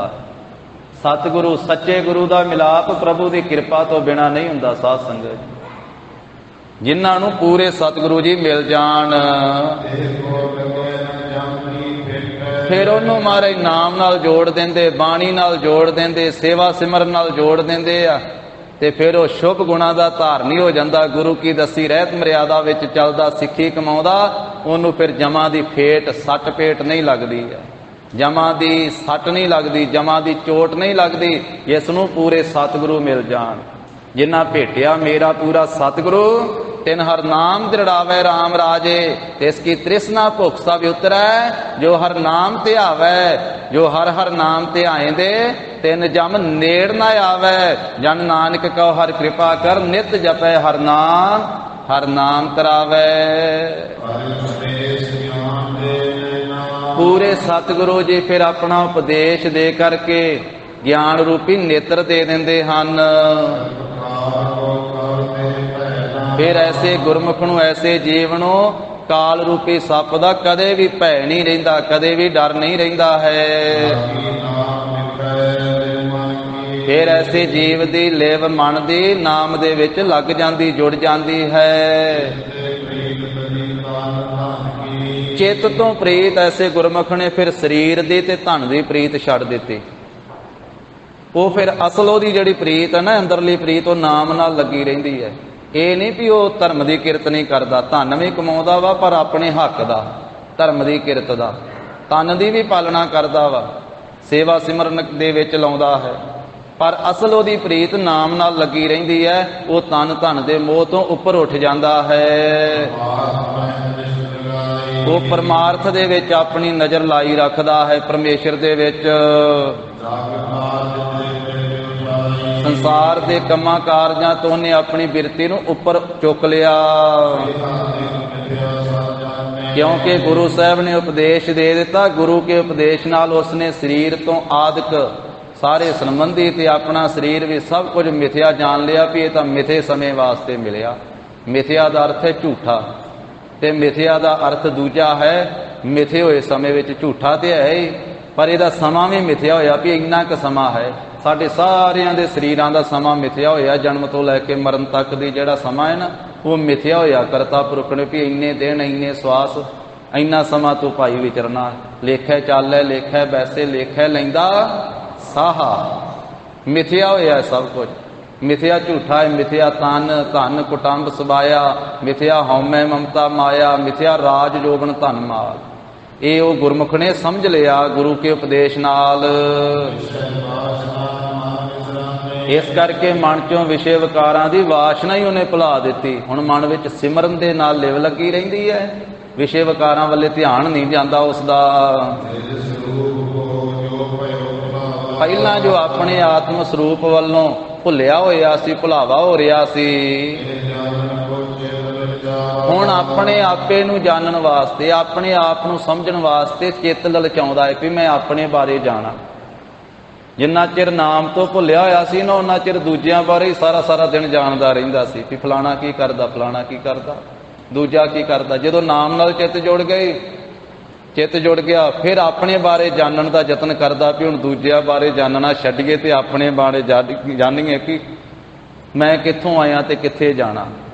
ਆਪਣੇ ਬਾਰੇ ਹੁਣ ਸਮਝੀਏ। ਫਿਰ ਆਪਣੇ ਆਤਮ ਸਰੂਪ ਨੂੰ ਜਾਣਨ ਵਾਸਤੇ ਚਿੱਤ ਲਲਚਾਉਂਦਾ ਹੈ।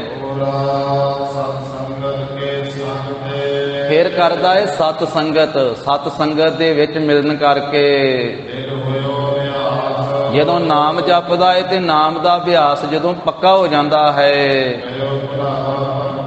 ਫਿਰ ਜਿਹੜਾ ਭੁਲੇਖਾ ਪਿਆ ਸੀ ਨਾ, ਭਰਮ ਕਰਕੇ ਭੁੱਲਿਆ ਹੋਇਆ ਸੀ, ਭੱਬਾ ਭਰਮ ਜਿਹੜਾ ਭੁਲੇਖਾ ਪਿਆ ਹੋਇਆ ਸੀ, ਉਹ ਫਿਰ ਸਾਰਾ ਦੂਰ ਹੋ ਗਿਆ ਤੇ ਸਹਿਜੇ ਹੀ ਫਿਰ ਸੁਖ ਸਰੂਪ ਦਾ ਪ੍ਰਕਾਸ਼ ਹੋ ਗਿਆ, ਆਤਮਾ ਦਾ ਪ੍ਰਕਾਸ਼ ਹੋ ਗਿਆ ਗੁਰੂ ਕੀ ਕਿਰਪਾ ਨਾਲ।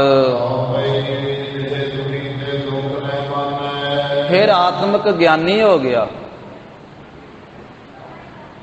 ਫਿਰ ਆਤਮਿਕ ਗਿਆਨੀ ਗੁਰੂ ਕੀ ਕਿਰਪਾ ਨਾਲ। ਹੁਣ ਦੇਹ ਦੁਖੀ ਹੁੰਦੀ ਹੈ ਨਾ, ਸਰੀਰ ਨੂੰ ਕੋਈ ਦੁੱਖ ਮਿਲਦਾ ਹੈ ਤੇ ਮਨ ਕਰਕੇ ਦੁੱਖ ਨਹੀਂ ਮੰਨਦਾ ਹੈ। ਅਨੇਕ ਪ੍ਰਕਾਰ ਦੇ ਪਦਾਰਥ ਪ੍ਰਾਪਤ ਹੋ ਜਾਂਦੇ ਹੈ, ਸੰਸਾਰੀ ਸੁੱਖ ਸਹੂਲਤਾਂ ਮਿਲ ਜਾਂਦੀਆਂ ਤੇ ਉਹਦੇ ਵਿੱਚ ਖਚਤ ਨਹੀਂ ਹੁੰਦਾ, ਇਹ ਉਹਨਾਂ ਸੁੱਖਾਂ ਨੂੰ ਨਹੀਂ ਜਾਣਦਾ ਹੈ। ਫਿਰ ਟਿਕਾ ਪ੍ਰਾਪਤ ਕਰ ਲਿਆ, ਡੋਲਦਾ ਨਹੀਂ, ਨਾ ਦੁੱਖਾਂ ਵਿੱਚ ਡੋਲਦਾ ਤੇ ਨਾ ਸੁੱਖਾਂ ਵਿੱਚ ਡੋਲਦਾ ਹੈ, ਨਾ ਖੁਸ਼ੀ ਵਿੱਚ ਡੋਲਦਾ ਨਾ ਗਮੀ ਵਿੱਚ ਡੋਲਦਾ ਹੈ। ਕਿਸੇ ਨਾਲ ਈਰਖਾ ਵੀ ਨਹੀਂ ਕਰਦਾ, ਘਿਰਨਾ ਵੀ ਨਹੀਂ ਕਰਦਾ, ਨਫ਼ਰਤ ਵੀ ਨਹੀਂ ਕਰਦਾ, ਦ્વੈਤ ਵੀ ਤਿਆਗ ਦਿੱਤੀ, ਇੱਕ ਰਸ ਰਹਿੰਦਾ ਹੈ। ਹੁਣ ਨਾ ਉਸਤਤੀ ਕਰਦਾ ਨਾ ਨਿੰਦਿਆ ਕਰਦਾ। ਉਸਤਤ ਨਿੰਦਿਆ ਨਾਹੀ ਜਿਹੇ ਕੰਚਨ ਲੋਹ ਸਮਾਨ, ਕਹੋ ਨਾਨਕ ਸੁਨ ਰੇ ਮਨਾ ਮੁਕਤ ਤਾਹੇ ਤੈ ਜਾਨ। ਇਹ ਦਾਤ ਪ੍ਰਾਪਤ ਹੋ ਗਈ। ਐਸੇ ਫਿਰ ਗੁਰਮੁਖ ਤੋਂ ਜੰਮਣਾ ਮਰਨਾ ਛੁੱਟ ਗਿਆ, ਭਾਵ ਉਹ ਜੰਮਣ ਮਰਨ ਵਿੱਚ ਨਹੀਂ ਪੈਂਦੇ। ਐਸੇ ਗੁਰਮੁਖਾਂ ਨੇ ਵਾਹਿਗੁਰੂ ਦੀ ਪਦਵੀ ਪ੍ਰਾਪਤ ਕਰ ਲਈ, ਭਾਵ ਉਹ ਸੱਚਖੰਡ ਦੇ ਵਾਸੀ ਹੋ ਗਏ, ਹਰੀ ਨੂੰ ਪ੍ਰਾਪਤ ਕਰ ਲਿਆ, ਮੁਕਤ ਹੋ ਗਏ ਬੰਧਨਾਂ ਤੋਂ। ਇਹ ਪਾਤਾ ਜੀ ਐਸਾ ਉਪਦੇਸ਼ ਆਪਣੇ ਹਿਰਦੇ ਵਿੱਚ ਧਾਰਨ ਕਰੋ।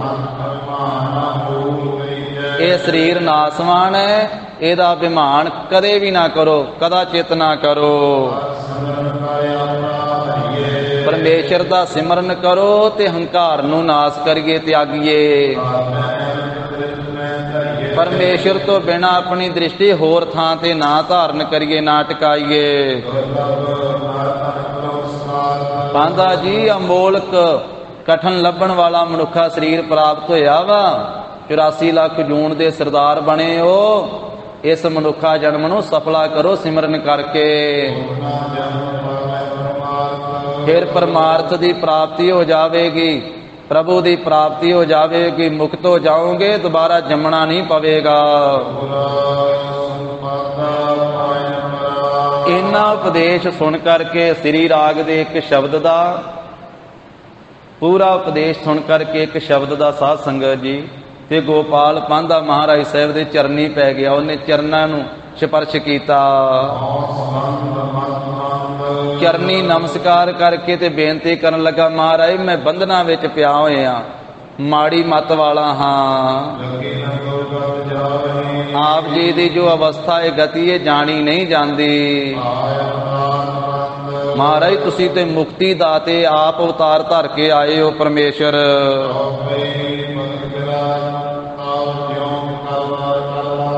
आप जी दे मुख दी बाणी ते महाराज तलवार दी तरह है,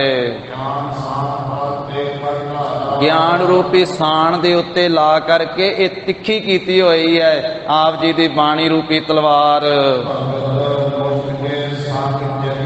भगती रूपी मुठ दे नाल ये तलवार जड़ी हुई है। ਇਹਦੇ ਵਿੱਚ दृढ़ता जो बैराग दी है, ये विकार दा ਇਹਦਾ आकार घड़िया होया बनाया होया है। ਜਿਹੜਾ भी जीव रूप जग्यासु रूपी सूरमा आप जी दी ये तलवार बाणी रूपी तलवार दे सामने दौड़ के आवेगा, ओदा अज्ञान रूपी अज्ञानता रूपी हनेरा रूपी अंग कटिया जावेगा। उस नूं महाराज निज स्वरूप की लखता हो जाएगी। वो सूरमा स्वर्ग विच जावेगा, सुख भोगेगा। विषय विकारां च फसे हुए कायर आप जी दी ये बाणी रूपी तिखी तलवार तो डरदे हन। वो आप जी दी बाणी रूपी तलवार दे सामने नहीं आउंदे, बेमुख हो जांदे, धीरज नहीं धरदे। उन्हां दा लोक भी चले गया, उन्होंने परलोक भी गवा लिया। उन्होंने मनुखा जन्म रूपी जिहड़ा ये रण सी ना, जंगम दा मैदान सी, ਇਹਦੇ ਤੋਂ ਪਿਛਾਂ पैर धारण कर लिया और जूना च चले गए। महाराज साहब जी ने फिर अचनचेत कृपा की गोपाल पांधे ते। दीन वेख के, झुकिया वेख के, जग्यासू बनिया वेख के, निमरता विच आया वेख के मुक्ति दा दान दे दिता। गुरु की कृपा होई ते गोपाल पांधे दी लिव लग गई भजन दे विच। जदों महाराज दी रसना तो गोपाल पांधे ने ये बचन सुने ते फिर महाराज ने मेहर भी नाल कर दी। जिथे उपदेश दिता उथे अपनी कृपा कर दी ते गुरु की कृपा दे नाल अंदरों जुड़ गया, अंदरों लिव लग गई नाम दे नाल। ये साध संगत जी जिथे महाराज जी नूं पिता जी ने पढ़न वास्ते बैठाया गोपाल पांधे पास, ते सतगुरु जी ने दूसरे दिन उस गोपाल पांधे नूं ही पढ़ा के निहाल कर दिता। फिर जदों पिता जी आउंदे आ ते गोपाल पांधा की कहंदा है, कल दे प्रसंग विच आवेगा। उन्हें कहना कि ये तां पहलां ही पढ़े होए आ, मैं इन्हां नूं की पढ़ाउणा है, बिन पढ़ाए पढ़ रहे हो अवर पढ़ावनहार। मैं तां कल्याण चंद तेरे पुत्र ने सारी सृष्टि नूं पढ़ाउणा, सारे संसार नूं पढ़ाउणा, मैं इहनूं की पढ़ा सकदा। इन्हें तां मैनूं पढ़ा दिता, वो विद्या दित्ती जिहड़ी अज तक नहीं सी मैनूं प्राप्त होई। तो गुरु जी दे पवित्र इतिहास की विचार साझी करदिआं होइयां भुल्लां चुक्कां दी सतगुरु जी गुर संगत जी खिमा देनी। देहो सज्जण आसीस अड़ियां ज्यों होवै साहिब स्यों मेल। हे गोविंद हे गोपाल हे दयाल लाल, प्राणनाथ अनाथ सखे दीन दर्द निवार। हे समरथ अगम पूरन मोहे मया तार, अंधकूप महाभयान, नानक पार उतार। आए प्रभ सरनागते, कृपा निध दयाल। एक अखर हर मन बसत, नानक होत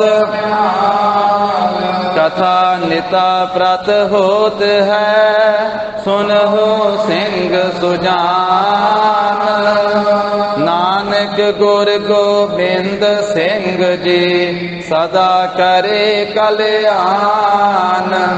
नानक गुर गोबिंद सिंह जी, सदा करे कल्याण। वाहिगुरु जी का खालसा, वाहिगुरु जी की फतेह। सत श्री अकाल। वाहिगुरु जी का खालसा, वाहिगुरु जी की फतेह।